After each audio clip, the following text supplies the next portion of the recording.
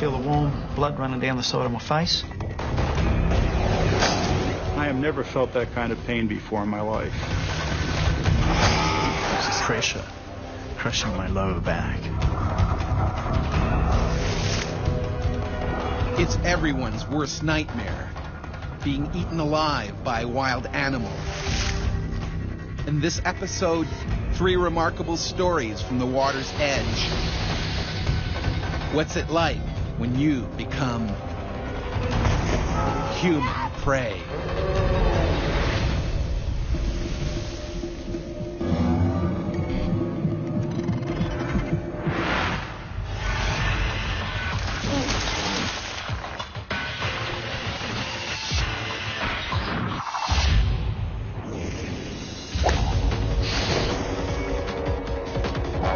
Ike Monreal was nearly killed when an angry gator savagely attacked him in the water hazard on a Florida golf course. I was slammed from the back. My shoulder wasn't attached anymore.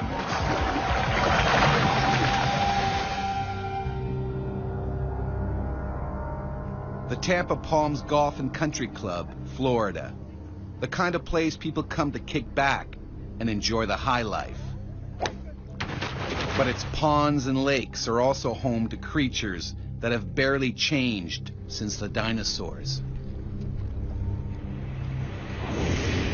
Alligators are very common in Florida, and almost any freshwater system can have alligators in it. And that's one of the things that people need to be aware of, is that just because they haven't seen an alligator in an area doesn't mean there isn't one right now. The lake by hole 13 is the territory of this 7-foot alligator.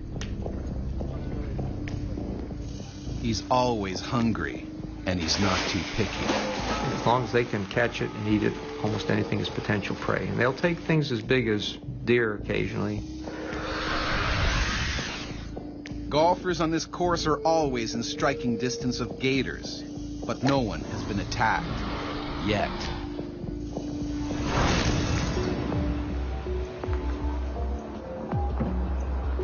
"62-year-old Ike Monreal owns a golf ball retrieval service, diving for lost balls in the lakes here. He normally pairs up with one of his sons, but today he's working solo. Well, I get as many as 12,000 balls in a single day. And at this time and point, I was being paid 8 cents per ball. Ike's been doing this job for the last 15 years and knows how dangerous it can be. I've been nudged not knowing the alligator was in the water. That happens. They'll stay down for 15, 20 minutes. So I've been bumped, nudged, nipped, tail whipped. Almost all of us divers working in the southeastern United States, we have close calls like that. The gator is getting hungrier by the minute. The hot weather triggers its need to kill and feed. Alligator activity is related to temperature. When temperatures get to their highest, alligators are trying to feed on a very regular basis. That's a big concern for Ike. When I approach a lake, I'll look and make sure I'm the only participant in the water. He sees a familiar sight. Saw the usual 7.5 foot gator that's there all the time.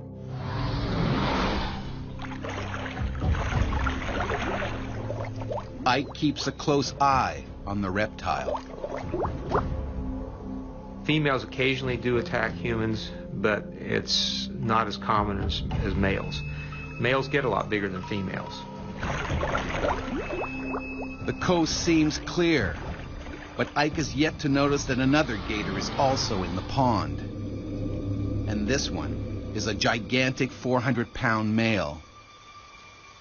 Generally speaking, the larger the alligator, the greater potential problem with an attack on a human.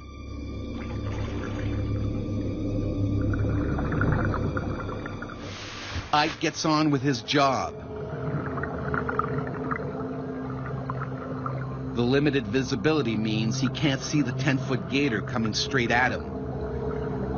A gator determined to protect his new territory.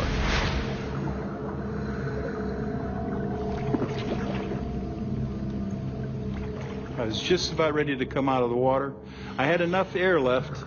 Life was good. I was just working away at it. And that's when the gator moves in.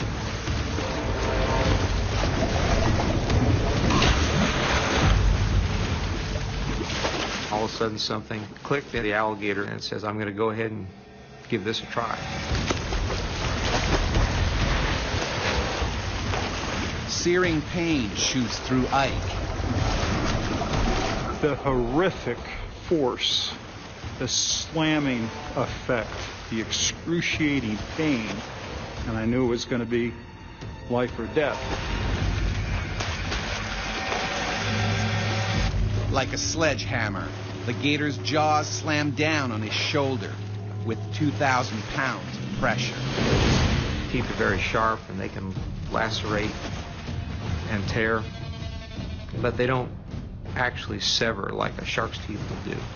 So an alligator's teeth are mainly meant for holding on.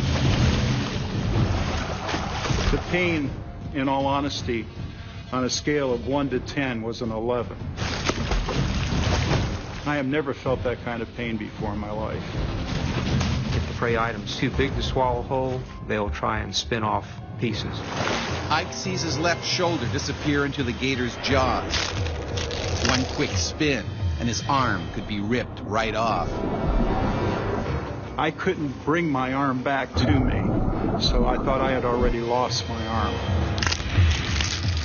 Ike stares right into the eye of a monster. That big, lifeless, dead eye, that look, that eye was right here. I tried getting up and going for the bank. Incredibly, he crawls towards shore with the alligator still latched onto his shoulder.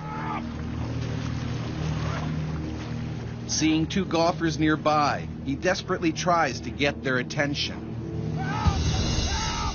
They can barely believe what they're seeing.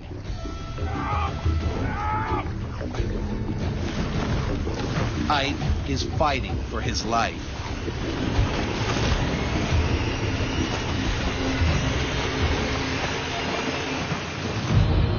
I said to myself, you have got to keep your head together here. Over here! Ike can't last much longer, and he knows it. As well as being ripped apart, he could easily drown.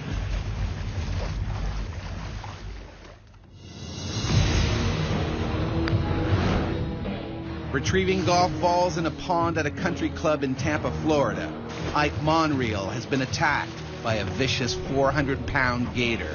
His screams attract terrified golfers desperate to help save him.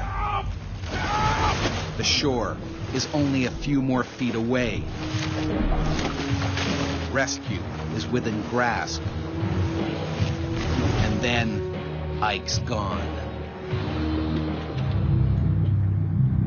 He had such size and girth, he just dragged me right back down again. An alligator will try and get the victim off balance, trying to drag them out to deeper water. And once it's drowned, then they will dine on it at their leisure.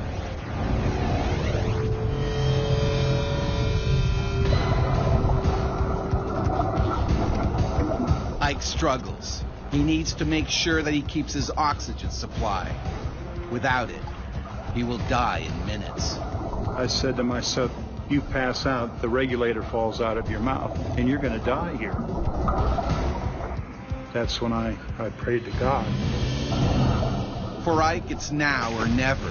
He needs to do something, and fast. I worked my hand around his snout. I was able to turn into him.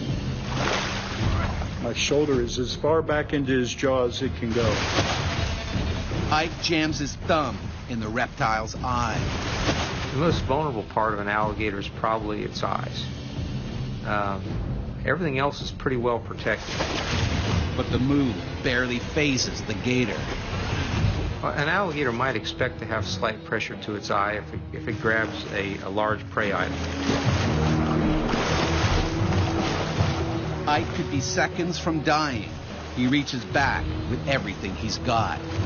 That's when I stuck my thumb as far back into his eye and as down as far as I could.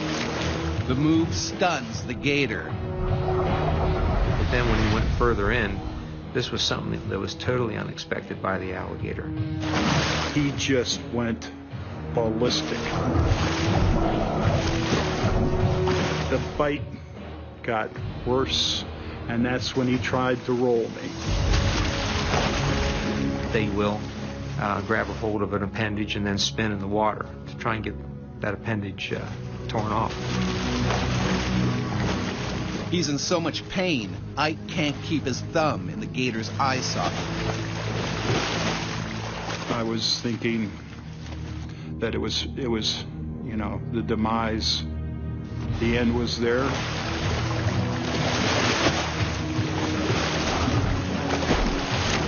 I saw my wife and my 3 teenage sons looking down at me. And I said, that's not going to work. I said, I'm not going to die out here. I am not going to give up. Whatever it takes, I'm coming out of the water. Luckily, the fight takes them into the shallows. At last, Ike can get a foothold. Now he can stop the gator from rolling him. I was not going to let him kill me. I was not going to let him drown me. And then Ike goes in for another attack. I certainly wasn't going to let him sit there and twist off whatever he had in his mouth.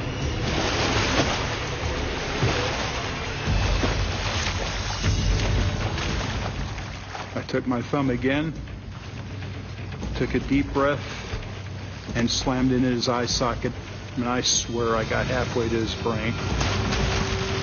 Alligators can feel and react to pain. They don't like that. Against all odds, the giant's jaws finally snap open. Ike seizes the opportunity and desperately tries to get out of the water. They learn very fast and probably realized this was not the type of thing that it wanted to pursue. Ike scrambles onto the bank before the gator changes his mind and comes back. I looked up at the gentleman that was standing on the green. I said, just make sure he doesn't come out of the water after me. I said, I don't think I can handle another bite. The alligator swims away. He went out into the deeper part of the swamp. And at that point, I knew I was safe. Are you all right? Are you okay? He dislocated my shoulder. My shoulder wasn't attached anymore. There were teeth holes 1 inch across, 1.5 inches deep over the shoulder. Paramedics on their way. It's bad, but things could have been far worse. Ike's 17-year-old son had originally been scheduled to work that day. He wouldn't have had the size or the experience. The horrific fact of all of this is I would have lost my son. Ike may never fully regain the use of his arm. He and his sons have not returned to the water since the attack. My sons do not dive anymore. My business is Ike and Sons. My boys I'll not let go in the water anymore. So do I want to get even? You betcha. 4 hours after the attack, a state-licensed trapper captures an 8-foot alligator from the lake, 50 feet from the scene of the crime. If we didn't do that, there is no doubt there would be a lot more attacks because alligators become habituated, and if they have a successful attack, they'll come back for another one. Ike doesn't believe the trapper got the one that wanted him as prey. I think she trapped the smaller, the 7.5, 8-footer that was there. And I do not think to this day that it was that smaller gator. In that case, the gator that nearly killed him is still out there. Alligators can prove lethal in the southern U.S., but in Africa and Australia, the biggest threat to humans is their deadlier cousin. Crocodiles kill as many as 200 people every year. The largest and most aggressive is a saltwater crocodile, a powerful reptile that can outlive humans and grow to more than 20 feet in length. Despite the name, their natural habitat is actually freshwater rivers and swamps.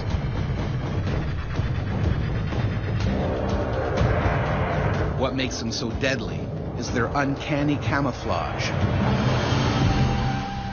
In September 1872, Australian Constable William Davis decided to break police regulations and take a refreshing swim in Darwin Harbour.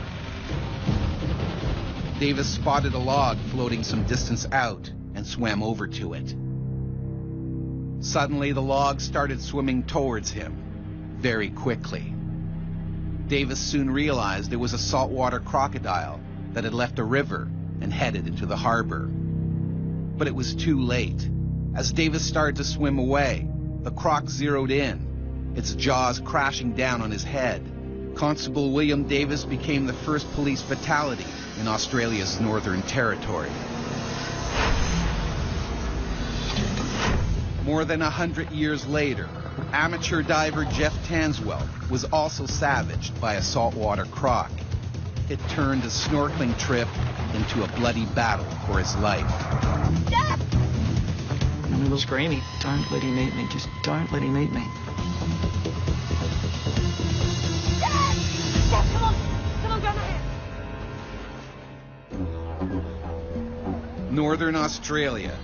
Protected by law, the saltwater croc population has swelled nearly 5,000% over the last 30 years to as many as 150,000. They are man-eaters, and no stretch of water anywhere is safe.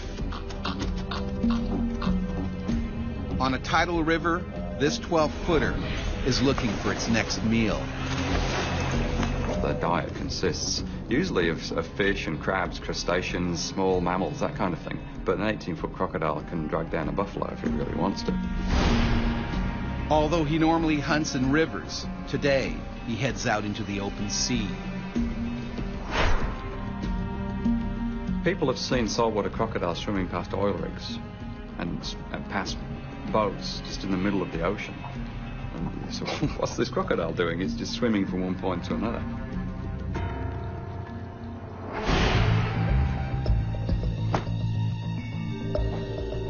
On Thursday Island, at the northern tip of Queensland, 37-year-old police sergeant Jeff Tanswell and his wife Jane, also a trained police officer, are hitting the water for a day of fun in the sun. My entire life I've been brought up by the water. So we've always been brought up with boats and diving and fishing, and that's just second nature. If we go fishing, or we'd just go out and have a look and jump out on a reef. Hi! Hey! Hi!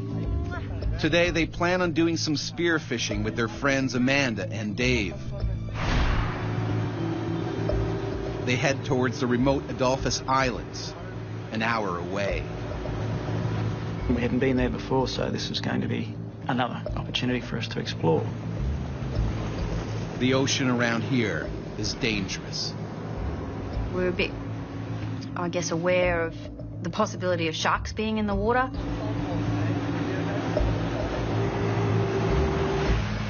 It's something that's always stored in the back of your head. Let's just enjoy the ride, but let's be aware. Keep an eye out for a shark. The last thing on Jeff's mind is running into an aggressive saltwater croc. All I knew was that crocodiles inhabit the coastline, and they need to go from river to river to river. And they do not go out to sea. And that was what I was brought up with. But he's wrong, dead wrong. A wandering killer croc is also headed to the Adolphus Islands on a collision course with Jeff's party.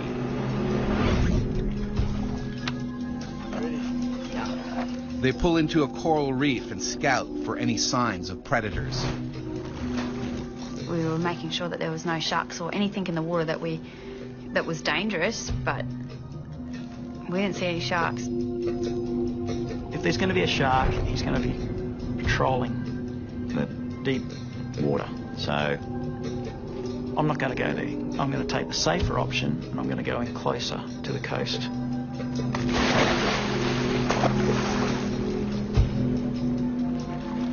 Amanda and Dave are the first ones in. Because they're entering unfamiliar waters, Jeff asks his wife to stay on board.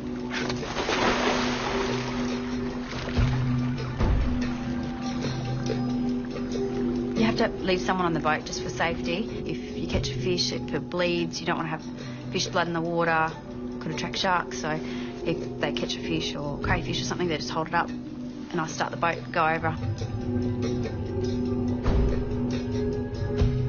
Jeff enters deep in an alien world where he is both the hunter and the potential prey. You can see all the little colourful fish dancing around in amongst all this brightly lit coral. I saw the other two diving with us. They started heading out a bit wide. And I remember thinking, I'm not comfortable diving out to where the coral edge is, where it drops off into the deeper water, because sharks could come and go.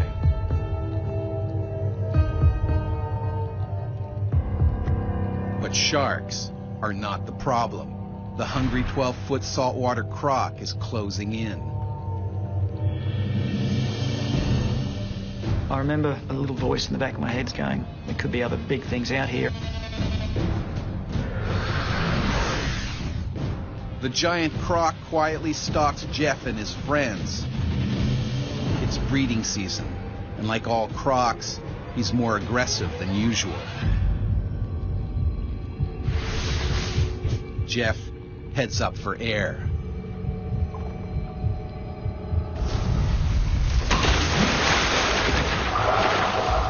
I just thought I'd been hit by a boat. The fear that a predator instills in its prey, it's bottomless. No matter how fast you move, if a crocodile's head is half a metre from you and it strikes, you cannot possibly get away. Jane can't quite make out what's going on. And it all happened within a matter of a split second. I remember staring at that bit of water going, did I just see what I saw, or is that my imagination? The crocodile clamps down on Jeff's head.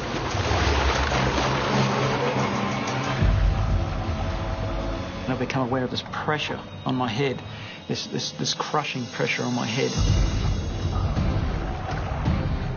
The crocodiles have got the strongest jaw muscles of any animal that we know for their size.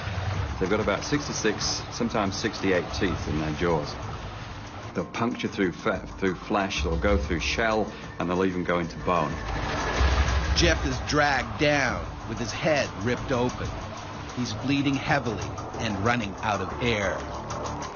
He's just gone down with no splash, no screaming, no kicking. Jeff! Jeff! I had no feeling of the water, the temperature, sounds, everything, sight, everything was gone. They've got the power just to shut down your entire system and you don't have a say in it. It was a mixture of just horror as well as just total disbelief.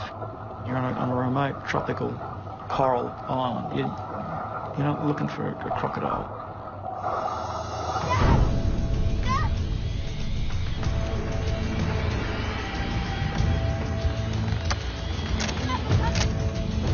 Jane starts the boat to stop it drifting. She has absolutely no idea that her husband below is being drowned by a giant croc. I could feel by my neck muscles that he's pulling me down to the sea floor by my head. That is one of the things that a crocodile will do if it wants to overpower its prey. Most animals can't hold their breath for anything like as long as a crocodile can. Jeff knows he can't stay under for more than a couple of minutes. Trying to stop what's going on, but I can't. He's just too big, too strong. I remember kicking madly with my fins. You're just in overload. I don't know if it's adrenaline or what. It's all your senses trying to work overtime to save you.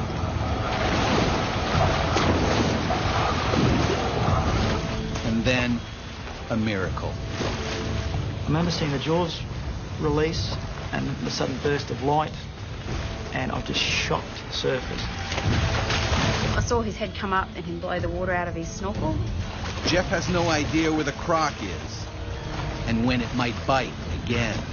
Well, what was going through my head was his big block head coming back up and grabbing my legs.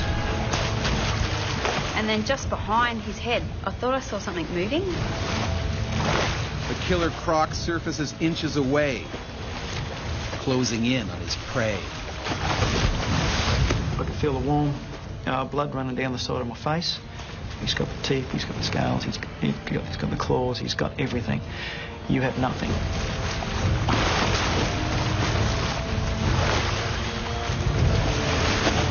I couldn't believe what I was seeing. It was the most unexpected thing. I remember looking at this thing, and then the brains kicked into gear going, we've got to try and survive this. The croc slowly circles. It sizes up Jeff from every angle. It could rip him apart at any moment. If the prey is large, then it will produce what's known as the death roll. And then it spins its entire body. If a crocodile grabs me on the arm and starts to spin, the weak point here is at the elbow or at the shoulder, and that's where it will dislocate. We all know that these things come back to finish you off. Jeff realizes he may only have minutes to live.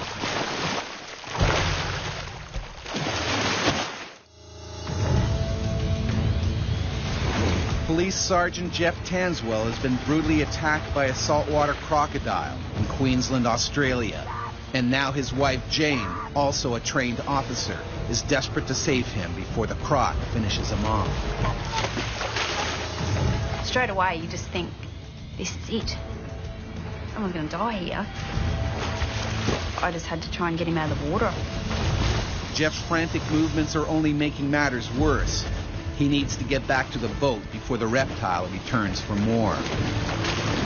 If you splash and splash and splash, the croc can feel that, it can hear it, and it's more likely to attract it back to the place. I stuck my head in the water a couple of times, just trying to see where the hell he went.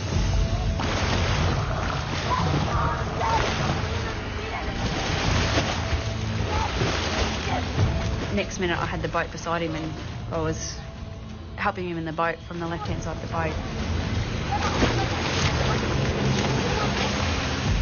I don't know how I pulled him out of the water. I think it was just a pure adrenaline. Oh, Jeff.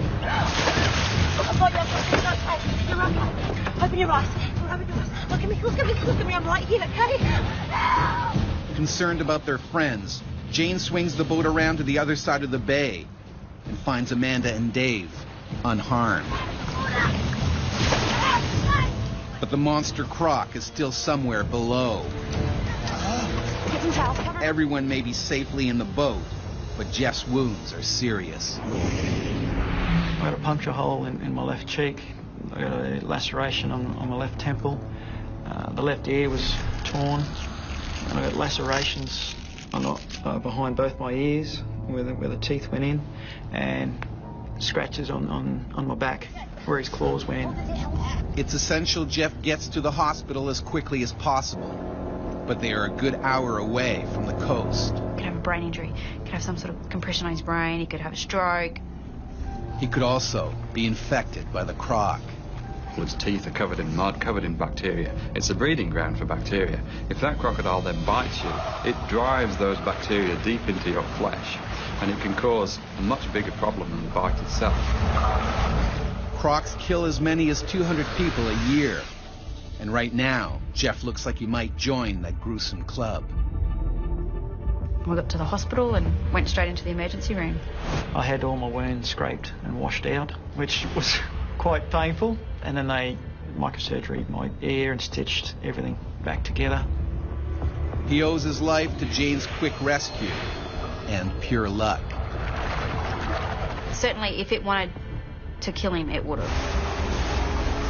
Jeff knows all too well how close he came to death.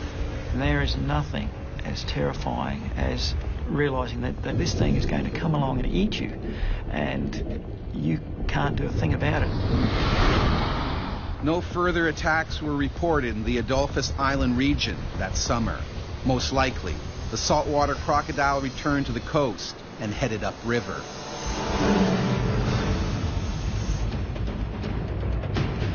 The worst saltwater croc attack is said to have happened in World War II during the Battle of Ramree Island in Burma.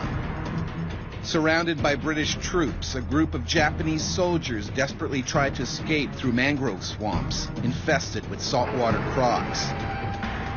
The next morning, only 20 survivors were found. Nearly 400 may have been devoured by the hungry crocs. The Guinness Book of World Records ranks the attack as the worst animal disaster in history. But crocodiles are by no means the most dangerous animal in the water. That title falls to the hippo, Africa's most deadly creature. Weighing as much as a small pickup truck, hippos kill around 200 people in Africa each year. For millennia, they have been a deadly threat to people living throughout Africa. The mighty Egyptians had the most to fear. Hippos used to live all along the Nile, the lifeblood of their civilization. They were a danger to boats and to people working on the river's edge. The animals were considered so powerful, they were associated with gods. Kings hunted them from royal ships. It was a brutally dangerous sport. In around 3100 BC, Menes, the first king of unified Egypt, is said to have been carried off and killed by a hippopotamus during such a hunt, ending his 62-year reign.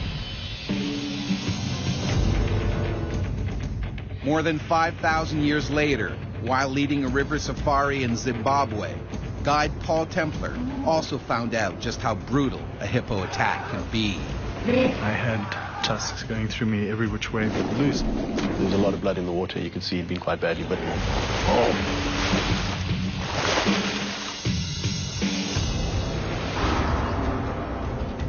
The Zambezi, one of the largest rivers in Africa, and home to this huge male hippo.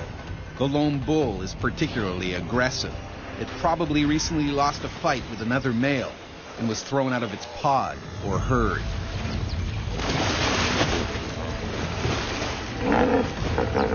And now he's viciously protecting his new territory. Hippos respond the same way we would if someone repeatedly broke into our homes, with extreme aggression. The bachelor bull has attacked 7 people in the last few months, defending its turf. And he's more than ready to do it again.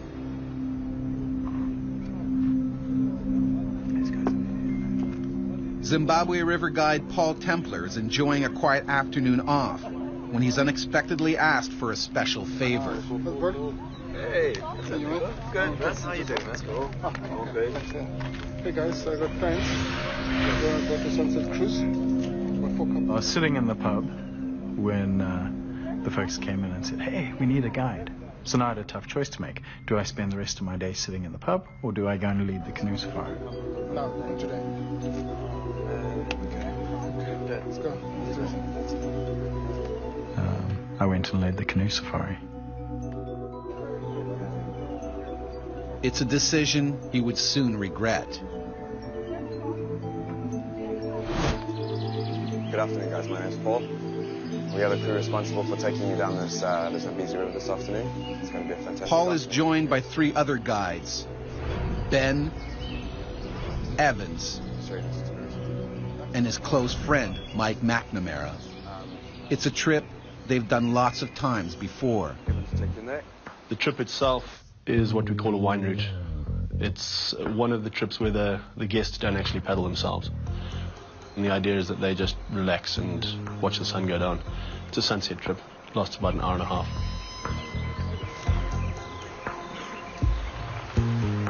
The idea was just to sit back and relax and take in everything that nature had to offer.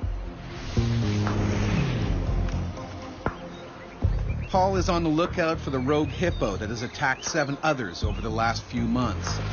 He's already had his own nasty run-in with the 3-ton monster. About 6 months prior to this, I'd been leading a similar canoe safari, and I'd been attacked by a big brute of a hippo. The hippo had smacked the bottom of Paul's canoe, catapulting him and 2 passengers into the water. That time, they had escaped unharmed. I knew that that hippo was in the area, and though I couldn't see him, I thought going through the narrow channels would be my safest option. And so far, so good. As they come around the bend, Paul notices a large pod of hippos. They weren't really a concern. They were off to the side, and I could see them, and I felt that I had a pretty good sense of what they were up to. They proceed cautiously, making sure they don't startle the hippos. Paul also scans the water for any that are submerged. Occasionally you'll get ears, occasionally you'll get a head, occasionally you'll get the whole body. Then there'll be nothing. They'll all disappear underwater.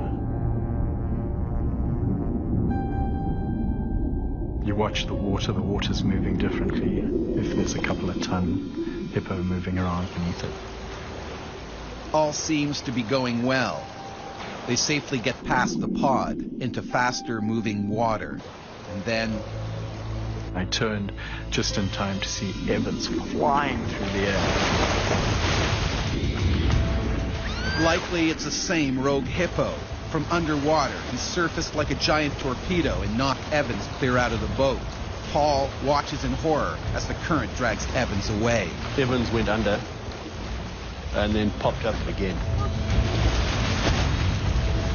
Paul paddles full speed towards Evans. I turn my canoe around, so I'm going backwards, so I'm between whatever's there and him. I back in to try to rescue him.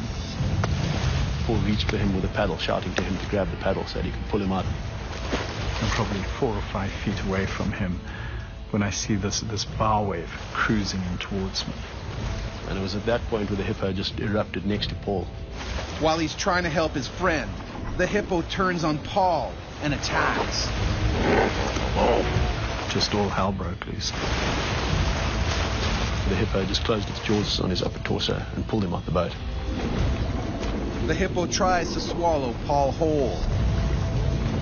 They attack the boats not because they recognize I will get to the people in here, but because they recognize it as a foreign object that needs to be removed. I remember this incredible pressure crushing down on my lower back.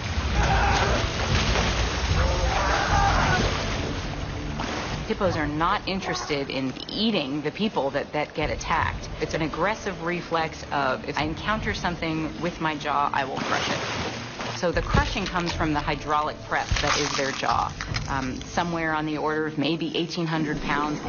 What the canines do is act as hole punchers. They can go through anything. They are strong, they are massive, they are sharp. Paul is kicking and clawing for his life. He needs to get out from the mouth of the beast. Evans also needs urgent help. He's in danger of drowning in the strong currents. There's nothing fellow guide Mike can do. We couldn't get to Evans because the hippo was in the way. Finally, Paul's aggressive struggling pays off. Pushed and pulled. At one point, the monster loosened his grip long enough for me to escape. I just sucked in a lung full of fresh air, and I came face to face with Evans. But Evans doesn't look right at all. I got the sense that all was not well. He wasn't going anywhere. I think terror and panic had quite literally overwhelmed him. For Evans, it's too late. He's drowned in the strong current. He literally just rolled his eyes up and he sank and he was dead. And that's when the hippo zeroes in on Paul again. At this point, it was all up to the hippo, and really there's nothing you can do. This time the hippo is clamped down on Paul's legs, tearing into skin and bones. The hippo started the attack and was not going to finish the aggressive behavior until the intruders were gone. It happened very quickly, and you could see that it was a serious attack, that there was going to be some serious injuries out of this. They don't just try to win, they try to destroy their opponent. One of the clients watching later said that it was like watching a vicious dog, literally just trying to rip apart a rag doll. These huge tusks tearing through my torso as it drove me underwater. So I had tusks going through me every which way but loose. He bit down so hard that I thought for sure he was going to bite me in half. The hippo has speared Paul badly, and now he starts dragging him down to drown him.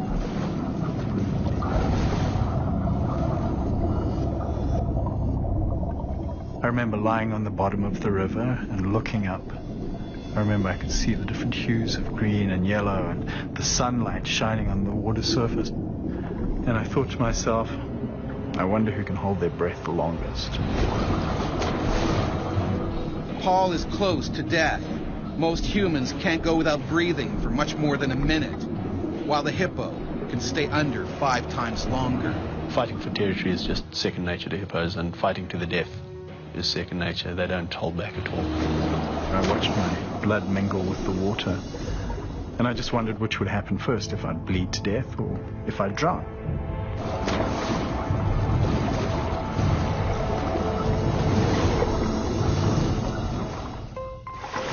During a bloody hippo attack in Zimbabwe, Africa, one man has died, while another, river guide Paul Templar, has been gored by the creature's teeth and dragged to the river floor.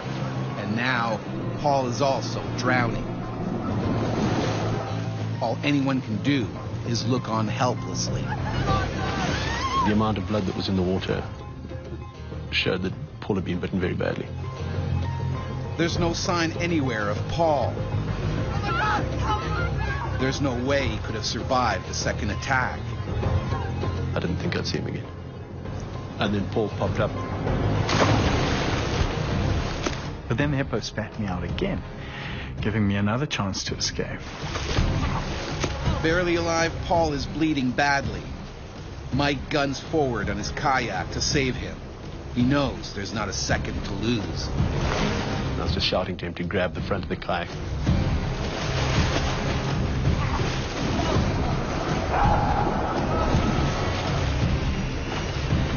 I managed to grab a hold of the handle on the boat's nose. For a moment, Paul seems safe.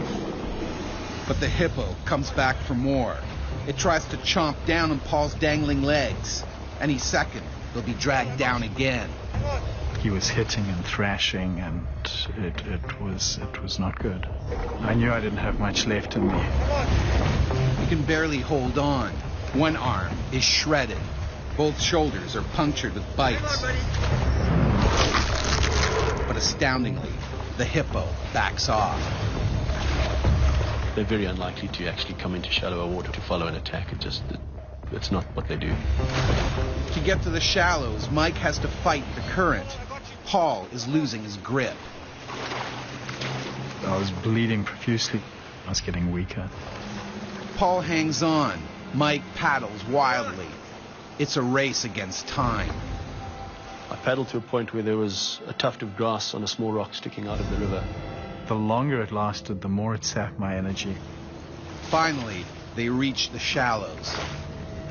I don't know how we do it, but Mac dragged me out of there. The hippo then stopped the attack, moved back, and popped up, but not actually following us into the shallower water. Out of his element, the hippo gives up the chase. Oh, I got you, buddy. Just hang in there. Paul is barely alive. Oh, hang on, look at me. Look at me, buddy. Just keep breathing. We got you. He needs medical attention desperately. To make matters worse, the first aid kit and a radio have both washed away. His arm, from what we could see without ripping the sleeve off, had been bitten through the bone 2 or 3 times. It was shattered. And a bite mark through the shoulder that you could virtually see daylight through. He was bitten through the foot. Hey, look at me. Look at me, Paul. Look at me. Stay with me. Something that's working. Mike and fellow guide Ben try to stop Paul from bleeding to death. And started literally putting pressure on arteries to try and just stem the bleeding that was still coming. I can feel my lungs full of blood, man. Thinking fast, Mike uses the only thing available, cling wrap from the safari meals. They seal all visible puncture wounds on Paul's chest.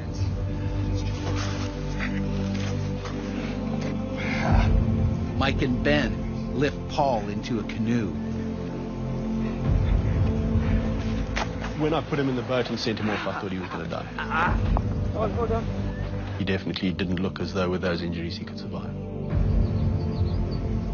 The only way out is right through the killer hippo's territory. What we're seeing is an animal under stress. The first time that someone breaks into your house, maybe you won't fight them off. The second time, maybe you'll fight them off a bit more. By the 10th time, you're armed and ready to go. But as we were pulling out and this angry hippo was still there, I thought for sure he was going to come and finish me off. But the hippo chooses to stay put, and Paul is quickly taken downriver. By chance, along the way, they meet a local medical crew conducting emergency drills. There's a shock trauma team who are just practicing. Just go figure, a couple of minutes away.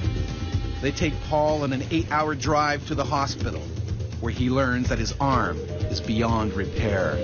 They took off part of this arm. They took it off just above the elbow to start with. I got gas gangrene, which meant that my body was rotting from the inside. So they ended up having to chop more of me off. In the end, his arm is amputated. Mike and the river raft clients are rescued later that night. A search party is sent out for Evans. It was a full 2 days before we found his body quite a bit further downstream. It had washed out.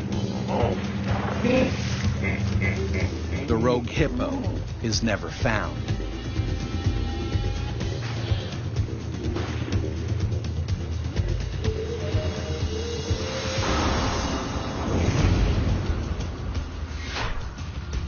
Animal attacks are rare. People are fair game, but we aren't a normal prey item for them. They usually avoid people. But as we increasingly crowd their water world, run-ins are bound to happen. They're animals that are trying to protect their territory, that this is their habitat and this is the area they need to survive. And when these river killers do attack, we become their human prey.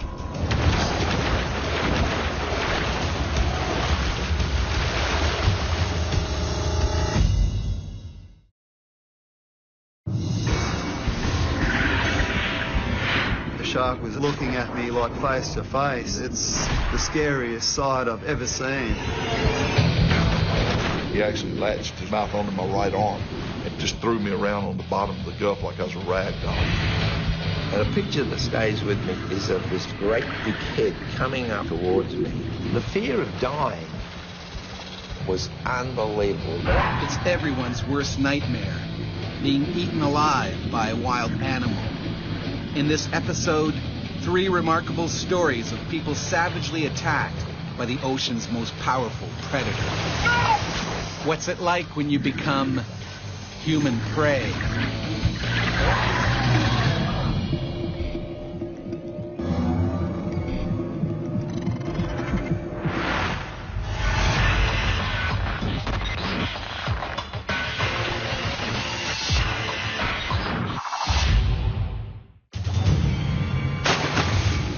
When Australian Eric Nearus went diving for shellfish in 2007, he was nearly bitten in two by a great white shark.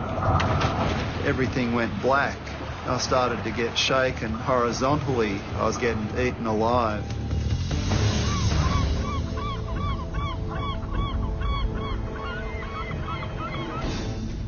The great white shark is top of the food chain. Hardly changed since the dinosaurs. It's the ultimate killing machine.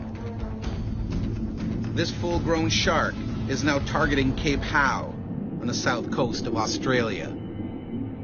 The strong currents here attract fish, which attract seals. which are the shark's favorite food. It's the rich marine life at Cape Howe that also attracts fishermen to these waters. Eric near us is one of them. He specializes in abalone, a large sea mollusk and culinary delicacy. I call myself an underwater labourer. Basically, we crawl around the bottom of the ocean measuring abalone and collecting them. It's a pretty strenuous job. If I don't catch a certain amount of abalone each month, I don't make any money, so I can't pay my bills. To tell you the truth, that day I was only half-heartedly getting ready to go to work. Being school holidays, I could have found something more interesting to do, like take the kids out to a park or the movies and have a family day out. Today, Eric's 16-year-old son Mark is joining him. He's working as a deckhand. Mark was only out with me to make a bit of pocket money for himself. He'd only deckied for me about 4 times, so he wasn't actually what you'd call experienced at all. Mark isn't as comfortable as his father in these waters. Every time we've been out before, like, we've seen sharks, and there'll be sharks, like, just fly in front of our boat. I don't know, it was just a morning, like, it was real freaky morning, like, real quiet and, like, no noise or nothing like that. Sort of think to yourself, something's gonna go bad, something's gonna go bad. Mark's intuition is dead on. A hungry great white has returned to these familiar waters, where it hunts its favorite prey, seals.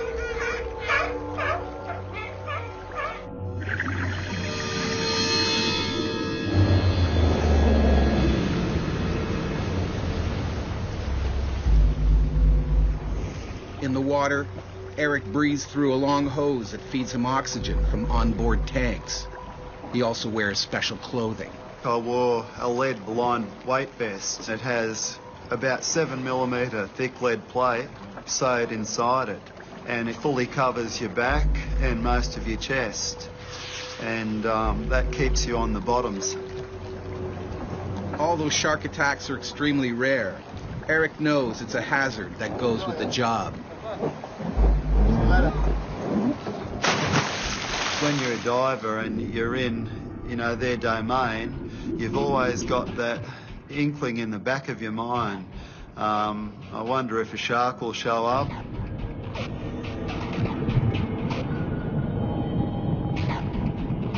The water was actually dirtier than I normally would like to dive in. That's when you start to even imagine that there's something out there, and the hair on the back of your neck will stand up, and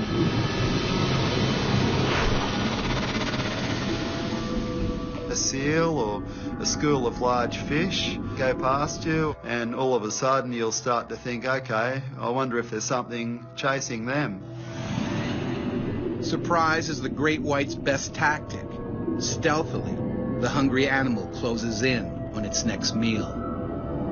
Seals are very cognizant of sharks being in an area, and it's not unusual to see them haul out under those circumstances. Unlike the seals, Eric hasn't yet picked up on the shark.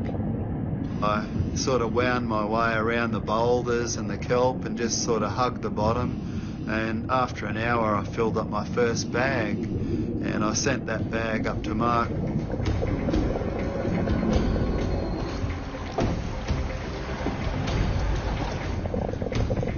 I remember looking up at Mark at the hull of the boat. I could just see it, and I thought, beauty, Mark's doing his job. He's right above my air bubbles. He's a good kid. He's following me. He's not too far away. Mark's not sure why, but he can't shake the feeling that something's not quite right. It was just weird, like, and I kept going over the side of the boat and looking down, and it didn't feel right. It didn't at all.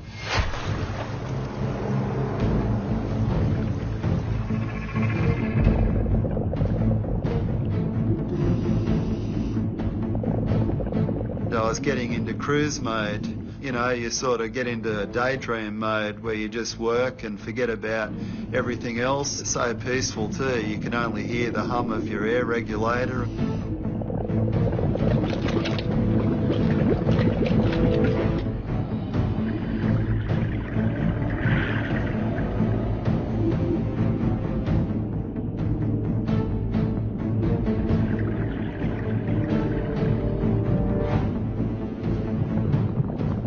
humans wearing a black wetsuit are doing a pretty darn good job of making themselves look like a seal or a sea lion.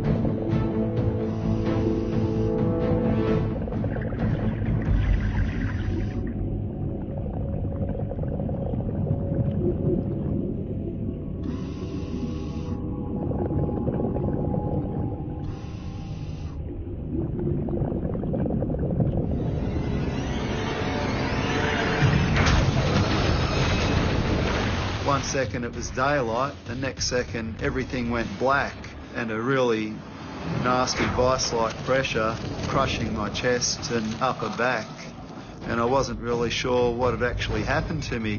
The shark has taken one supersized bite. Eric's head and shoulders are in its mouth. One arm is down its throat. Inside the jaws I couldn't see any light, it was just all dark there because I was facing the back of his throat. My right arm was actually hanging down the shark's throat. My arm refused to work anymore. It felt like it was broken. The head in a seal is the working end of a critter, and sharks know that much. If they can bite off the head, the rest of it's an easy meal. I'd never experienced anything like this in my whole life. Eric's lead vest has stopped the shark's razor-sharp teeth from slicing him in two, but this only makes the animal more determined. Then I started to get shaken horizontally with a really hard threshing motion. When a shark head shakes, what it's doing is dragging its teeth, especially its upper teeth, through the prey from side to side like this, and sawing through the prey. By thinking, oh, is this the end? Is this what it's like to die? I was actually getting eaten alive.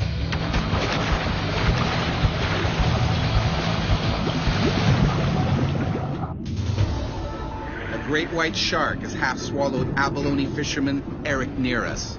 All that's saving him from certain death is his lead diving vest. My instinct kicked in, and I had a free left hand, and I started to feel around the jawline of the shark, and I reached up higher, and I felt a slimy membrane. I realised that must have been the eye. Eric gouges his fingers deep into the shark's eye. Anything we can do that demonstrates to the shark that we're big and strong and are willing to fight back is a good thing.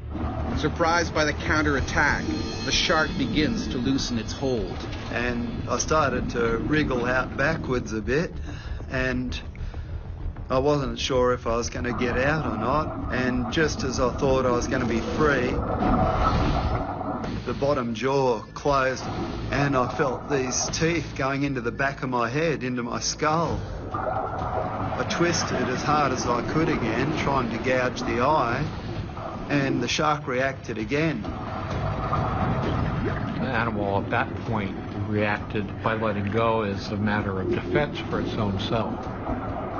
Sharks aren't dummies. Eric caused it pain. It realized that it had a formidable foe there in the water. The shark was looking at me like face to face. It's the scariest sight I've ever seen. As Eric's blood seeps into the water, the shark waits for its prey to weaken even further. The white shark will bite and let go its prey to cause exsanguination, leaves it to bleed to death till it gets weaker, and then it comes in to finish it off. You really think your time's up. You think, okay, it's got me, it can fly into me and finish me whenever it likes. When you're in a situation where you feel you're going to lose your life, you get a few thoughts that flash through your mind. And I thought about Mark. He'd never see me again. And I knew the mental effect that would have on a 16-year-old. Sort of tried to calm myself down, and I thought, well, if I panic, I'm only going to be dead anyway. Eric is faced with a life or death decision. Swim to the surface, or try and hide from the shark somewhere on the sea floor.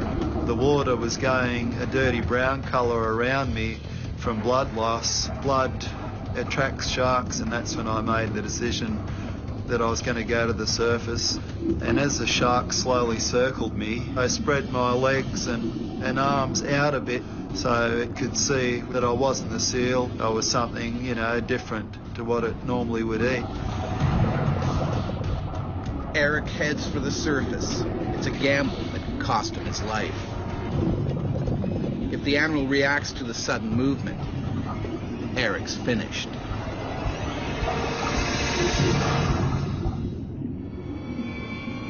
Searching for abalone on the sea floor, Australian Eric near us has been half swallowed by a great white shark. He's managed to fight free, and now he needs to get out of the water before it strikes again. Those marble dolls with the black painted eyes, that glossy black colour, that's the colour of those sharks' eyes, just a dead black. And when you've got those eyes on you and they're only like 1 to 2 metres away, it makes you feel very small indeed. It really had a tough job holding back the fear.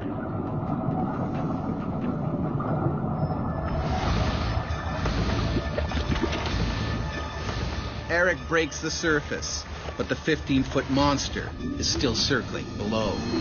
The whole time the shark was just below me, going around and around my flippers, and it could have, taken me any time it wanted to. The shark didn't want to just rush right back in because the last time it did that, it didn't have a pleasant outcome. Dad? I'm coming! All Eric wants is to get out of the water fast. I screamed at Mark that I needed help. He came straight over to me.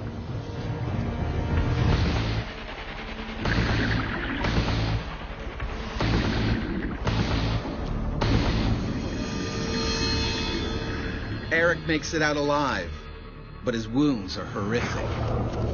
I suffered a broken arm, a broken nose, 4 teeth went into the back of my skull, and my other teeth marks are in my chest.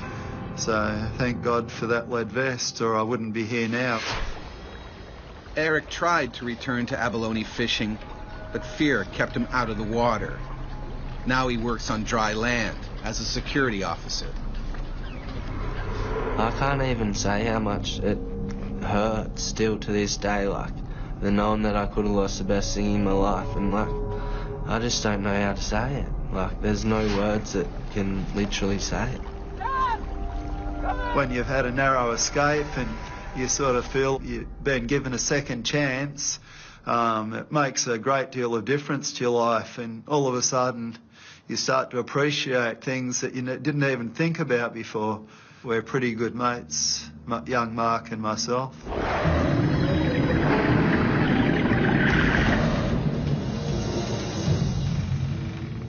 Ever since people first ventured into the seas, we have been afraid of the monsters that lurk below. The great white shark has always been the most feared, infamous as a ruthless predator that will kill anything. But the smaller bull shark is actually fiercer. Packed with more testosterone than any other creature on the planet, these naturally bad-tempered sharks can attack their prey in as little as 2 feet of water. When a bull shark bites, almost nothing will make it let go.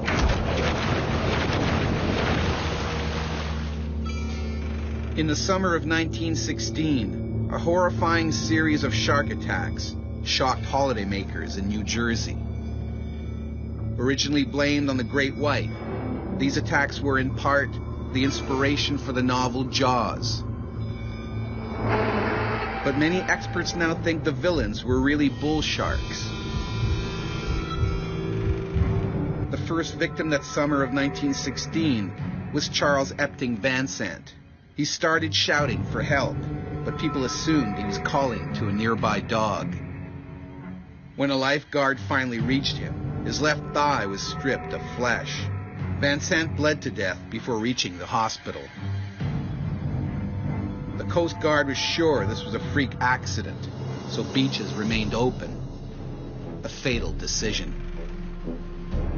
Just 5 days later, a second killing. The ocean turned red when a hungry shark went for Charles Bruder. It bit his right leg clean off. Bruder bled to death before he could be rescued. The next attacks were even more terrifying. The scene of the crimes, 16 miles inland in a freshwater creek. 12-year-old Lester Stillwell was playing in the water with friends. They noticed what they thought was an old log in the water. It started swimming towards them. Suddenly, the shark pulled Lester under, and he never surfaced. A man entered the water to bravely search for the boy's body, but he too was fatally wounded by the bloodthirsty shark. Experts now know that great whites can't survive in fresh water, but bull sharks can. Bull sharks may actually be responsible for many more attacks than previously thought. Chuck Anderson knows just how aggressive a bull shark can be. When training for a triathlon in 2000, he was savagely attacked by a bull shark, an attack that changed Chuck's life forever. He was just freight train.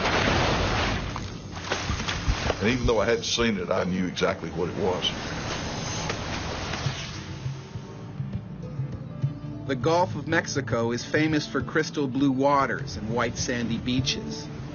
But this is America's shark attack capital. In fact, there are more shark attacks here than anywhere else in the world.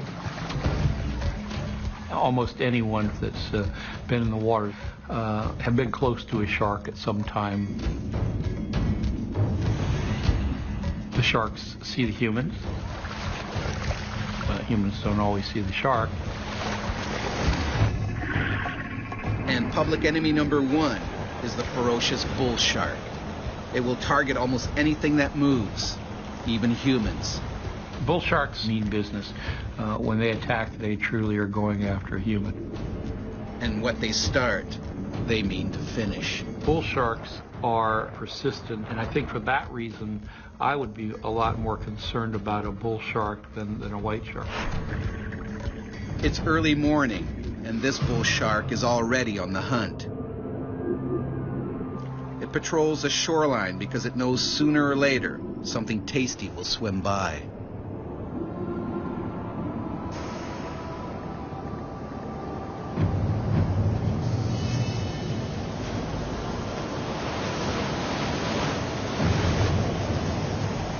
Chuck Anderson, a former football coach and father of two, is training for a triathlon.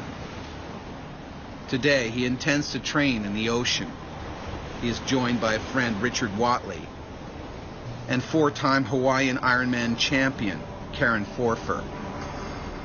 I was very honored to be swimming with Karen that day. She was such a good swimmer, and the male ego of keeping up with a 64-year-old lady kind of kicked in automatically. The swimmers know there are sharks in these waters, but they're prepared to risk it for the love of their sport. I always was a little bit leery when I got out there. I was constantly looking around and that sort of thing, but still in the back of your mind, it was kind of always there. And I remember thinking, gosh, I was a little bit nervous out there that day.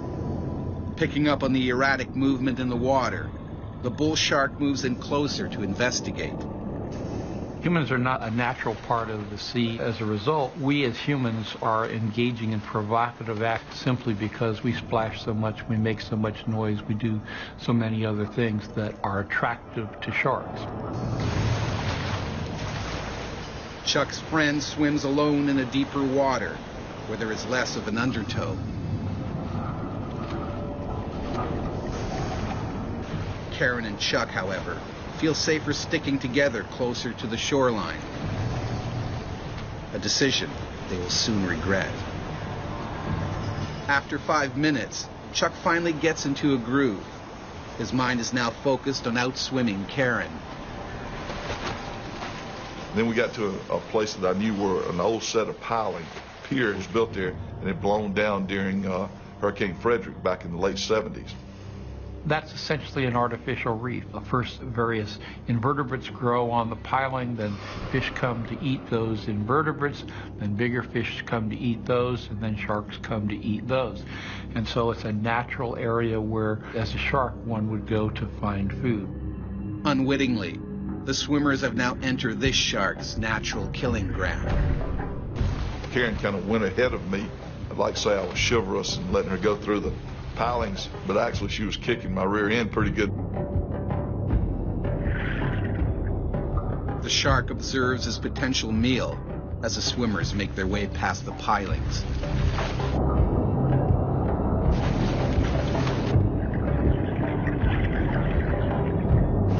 I remember looking at my watch, and it was 6:38 a.m. I took 2 more strokes in the water.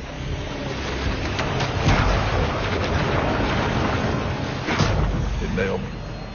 Felt like a linebacker getting run over by a fullback. He just freight trained me. He hit me and knocked me out of the water.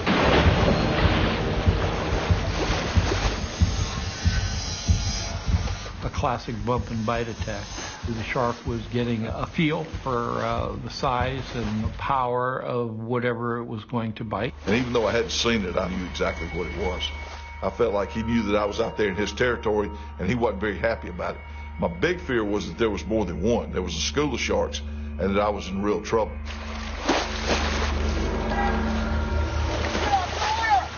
I started hollering for Karen, who had gotten a pretty good ways away from me at that stage of the game, to get to the beach. Get to the beach now. Hurry, get to the beach.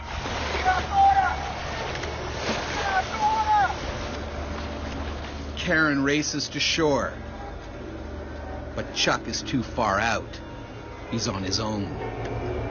Well, it's a pretty helpless feeling. You know, there was no way I was going to outswim anything that was out there with me. Chuck desperately searches for any sign of the shark. And I was treading water, and I remember looking around on the surface. What Chuck can't see is that the shark is gunning straight for him.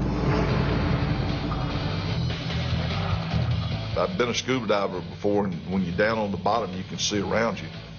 That part of it you can kind of come to grips with and handle because you see what's happening around you. When you're on the surface of the water, I didn't know what I was dealing with. I didn't know where it was coming from. I didn't know when it was going to get to me. I put my face in the water. When I did, up from the bottom was the shark coming directly at me. Chuck begins to panic. He knows the shark could finish him off with one vicious bite. Chuck Anderson is training for a triathlon when he's ambushed by a hungry bull shark. The animal only bumped him the first time, but now it's going in for the kill. I realized that if I didn't get a hold of myself, that if I panicked, that I was going to be in a lot more trouble than if I tried to have a plan and protect myself. And just instinctively, I threw my hands out to push off of him. Chuck's move is disastrous. Took all 4 fingers off my right hand, just clean as a whistle. White knuckles were showing through. I mean, they were literally exposed. Bull shark is probably one of the most powerful biters. Its head is extremely big and robust. It has huge muscles, jaw muscles. It's a very strong predator in terms of its jaw morphology. Undoubtedly, the shark just missed. I'm sure the shark would have much rather had the entire lower arm if it could have grabbed it. The taste of flesh sends the animal's killer instincts into overdrive. This time, he's determined to get a bigger bite. I thought, he's not going to just swim off. There's blood here. He's taking a bite of me. He's going to keep coming back. I realized I'm not going to survive. Fighting a 300-pound shark in open water is a losing battle. A big fear that I had was that he would attack me from the back. You know, I couldn't protect myself if he came from the back and I couldn't see him.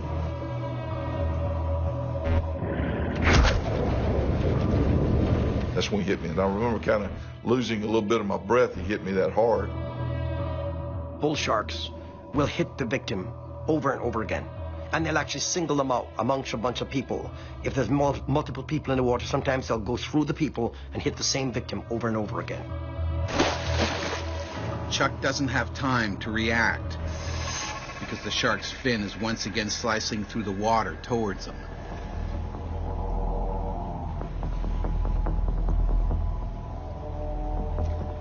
Everything goes in slow motion. You're kind of in a fog, thinking it won't ever end. It's just a strange, eerie type of feeling. My kids kept coming to mind, and I just couldn't imagine ending my life without being able to tell them I love them. I remember thinking if I was going to survive, I had to get mad. The shark opens its massive jaws and drags its prey into the deep. As I pushed off of him, he actually latched his mouth onto my right arm and took me immediately down to the bottom, 12, 15 feet of water. He started doing the gnashing, the feeding frenzy, just threw me around on the bottom of the Gulf like I was a rag doll. The shark's only mission is to eat. He tries to chew off Chuck's arm. If there's one species that one could say that actually goes into a feeding frenzy, I would say it's a bull shark. Once they get into the attack mode, you can't change their mind. I'm a pretty big guy. It was ridiculous how easy he was throwing me around. I never thought I'd get back up to the surface. The testosterone-crazed bull shark hasn't finished with Chuck. And now, the athlete is on the verge of drowning. A bull shark has viciously attacked triathlete Chuck Anderson. The animal has been thrashing its human prey for over a minute. It was at that stage of the game that me and the good Lord had a conversation, and I asked him to get me up to the surface so I could get a breath of fresh air.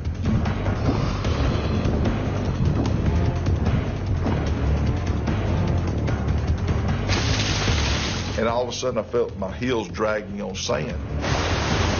Now the shark's dragging him at high speed towards the beach.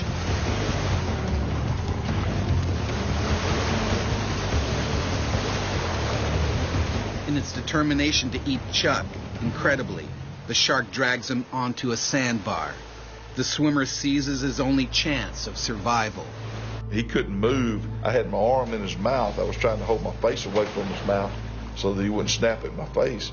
And it was a real unique feeling as I was hitting him, and I kicked him a couple of times, and I was doing everything I could to get away from him, but it wasn't fazing the shark at all. I mean, I know people say poke him in the eye, but when you're dead in front of a shark and the eyes are on the side, I couldn't see his eyes, and being on the surface, that type of thing, I didn't have time to collect my thoughts to, okay, let's poke him in the eye. Or most of it's instinctive, and my instinct was to hit him and kick him and that sort of thing, trying to get away.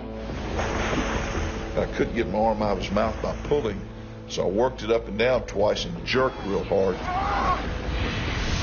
And when I did, it completely degloving my arm. A hand popped off in his mouth.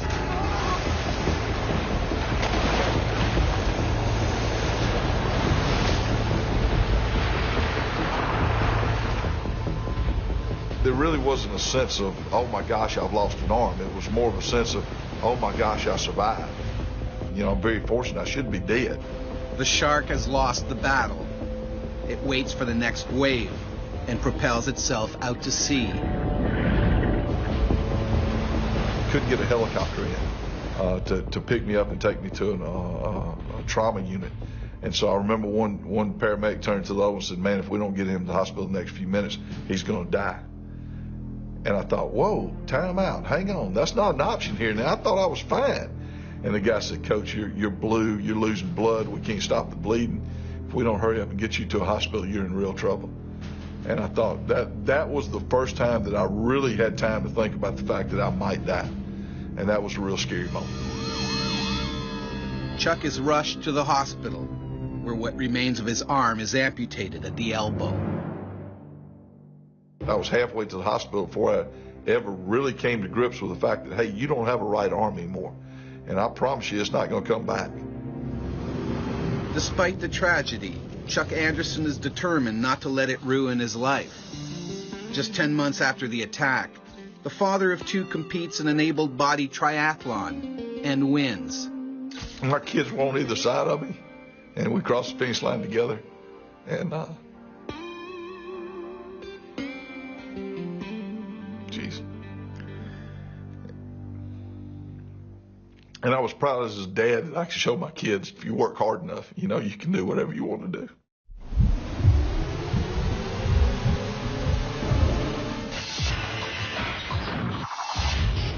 The bull shark may be the most aggressive shark in coastal waters, but in the deep, the oceanic white tip is the greater menace.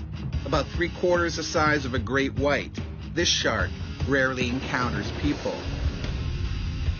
But when a ship goes down or a plane crash lands on water, the deadly white tip will target human prey. In fact, the white tip is responsible for the largest ever attack on people.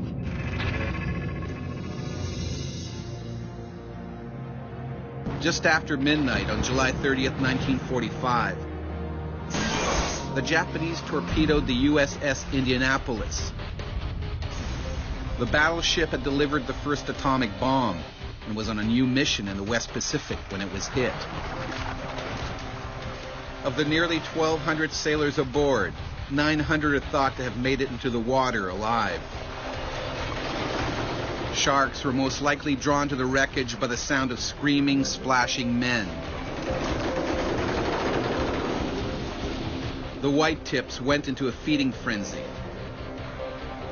The men's horrific ordeal lasted 5 long days. By the time rescue boats arrived, more than 500 sailors were missing. Many had been devoured by the hungry sharks.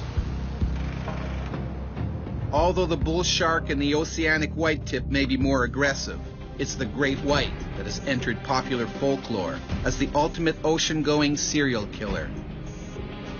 Its size and power mean it will always be seen as the most terrifying of all sea creatures.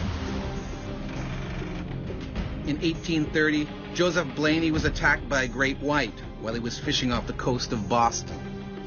The shark capsized Blaney's boat and pulled it right under, with the fisherman still in it. The boat resurfaced, but Blaney was never seen again. 130 years later, during a spearfishing competition, Australian Rodney Fox was attacked by a great white. It's one of the worst shark attacks anyone has ever survived. I was hurled through the water faster than I could swim. It was right at the edge of my life. I was in really big trouble.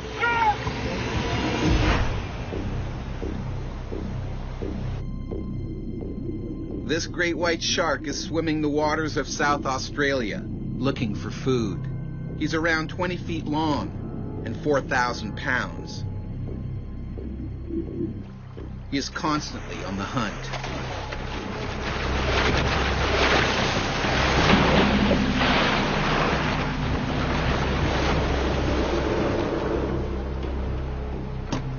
And as Rodney Fox knows, it will eat almost anything that moves. December the 8th, 1963, at 1 o'clock in the afternoon, is a time I will never, never forget. Changed things in my whole life forever. Today, it's Rodney's chance to retain his crown as South Australian spearfishing champion. He's been training hard and determined to win, despite the choppy water. The weather wasn't very nice. It was a little bit windy, but it was something I had worked for. I had done so many deep diving and exercises, and I practiced holding my breath, and I'd made 2 beautiful spear guns. Rodney is aware of the risks. 18 months earlier in this bay, his friend was attacked by a shark, which bit deep into his leg. The word shark was sort of out there in the background with hell and death and devil and things like that. I was well aware that I could actually be attacked, but of course I didn't believe that it would be me. The winner today will be the person who catches the largest number of different species in a 5-hour period.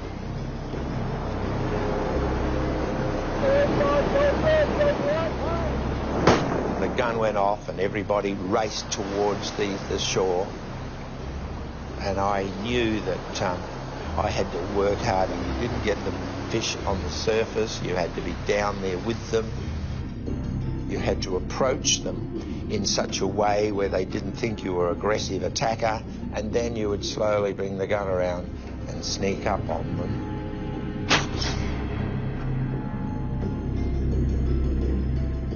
Rodney isn't reckless. He takes precautions against a shark attack. What you do is to attach the fish onto a float that you tow with you on about 10 metres of ski rope. If any sharks came along looking for the bleeding fish, they could take them without getting near you.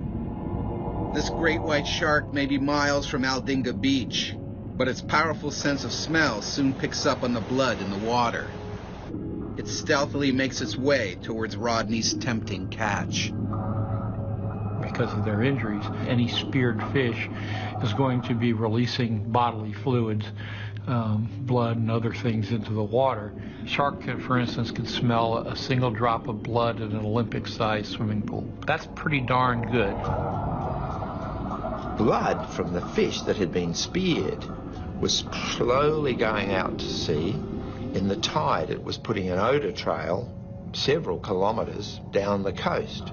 The blood, the struggling fish in the water, any electrical charge it picks up or anything like that, the shark would be attracted to that and probably swim upstream to find it. I was so focused on doing well and looking for fish that I couldn't really think about anything else that might happen.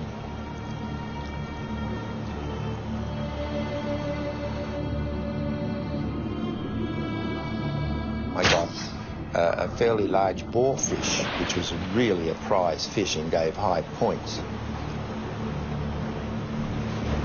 And I thought, it could be a lucky day today.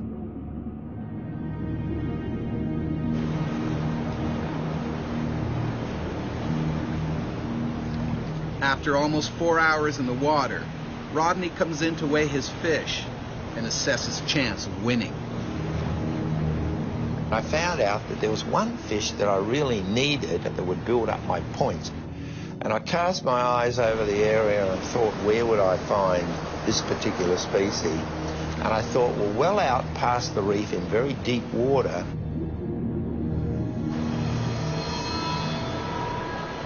Rodney heads back into the ocean, past the reef.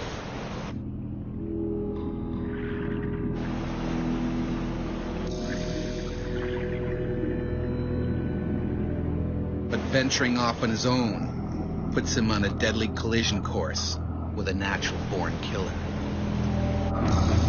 There's safety in numbers. That's why birds are found in flocks and fish are found in schools. Spearfishermen should be found in groups. Once you isolate yourself from the rest of the group, you become more vulnerable. Alone and out on the edge of the reef, Rodney has no idea he's swimming directly towards the shark. A shark that has Rodney in its sights. Humans aren't denizens of the sea. We don't see very well in the water. We don't smell things. We don't feel the vibrations of animals moving. And so we're not attuned to watching over our shoulder for predators. Rodney tracks down his elusive prey. All he needs to do now is spear the prized fish, and the competition is his. I was just squeezing the trigger when the shark's massive jaws clamp around Rodney's chest. It begins thrashing him violently. White sharks often engage in the marine version of shock and awe. Nothing is better as a predator than to have a sudden strike of overpowering strength to put your prey item in trouble. The gun was knocked off my hand, the mask was knocked off my face, and I was actually hurled through the water faster than I could swim. I don't know why, but I thought, oh, I've been hit by a train. And even though I knew I was going fast, I had this memory of the shark's tail slowly going through the water. As the shark drags Rodney deeper and deeper, it uses its razor-sharp teeth to try and sever his body in half. great white shark has broadly triangular teeth that work just like a steak knife, but in tandem, it's like having a big saw. The fear of dying overcomes the fear of normal pain. The adrenaline that is raced into your body gives you special powers to be able to think and do. And as I was being forced through the water, it said, "Gouge his eyes, gouge his eyes." Rodney reaches around the 2-ton beast and digs his fingers into one of its eyes. Miraculously, the animal lets go.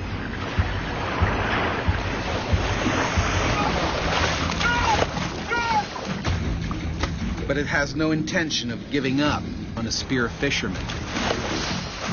Gouge at the eyes or the gills of a shark, and that is probably not what the shark would expect.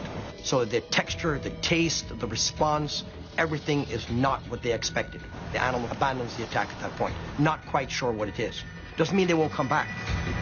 The fear was unbelievable. It was right at the edge of my life. I was in really big trouble. I knew I may not make it, but it never occurred to me to give up. Just keep fighting. Rodney looks down into the deep. And a picture that stays with me now is of this bright red water, which is my blood, and this great big head coming up from down below with those big triangular teeth towards me. And I thought, what can I do? What can I do? I have nothing to protect myself. I'm gone, I'm gone.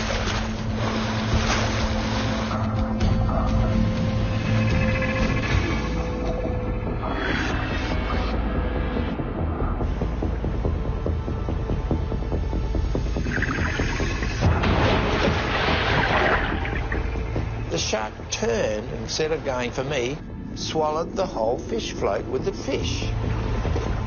It looks like Rodney's cheated death. But then, a violent jolt. He's still attached to the float, and the shark dives and pulls him under. Put my hand on my stomach trying to find the catch, but it must have swung all the way around. I couldn't find it.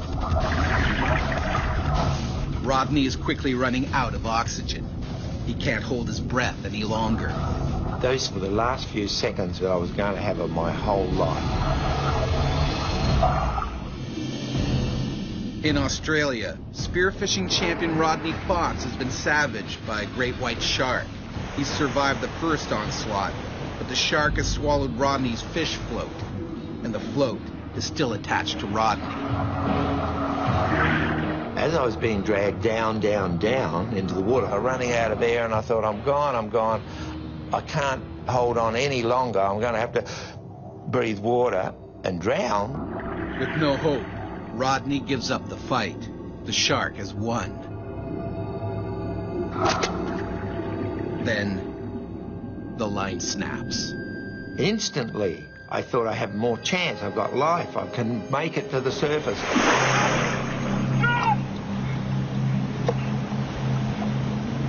Rodney has to get out of the water before the shark returns for more.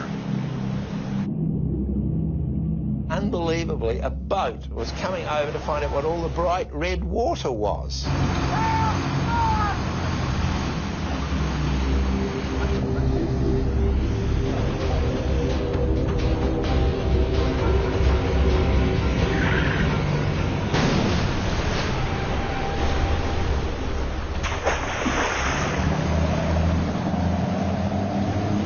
Rodney has only just escaped with his life, but his injuries are horrific. The lung was punctured, the spleen was uncovered, the main artery from the heart to the stomach was just left there, one nick, and I've died.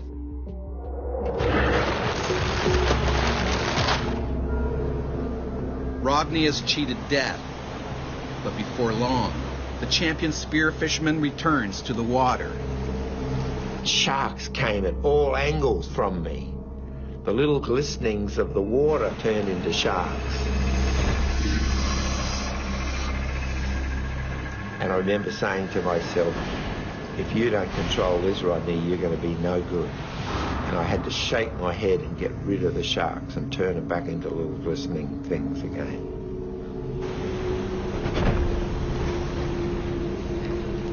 I wasn't meant to go, but you can't get much closer to death than that.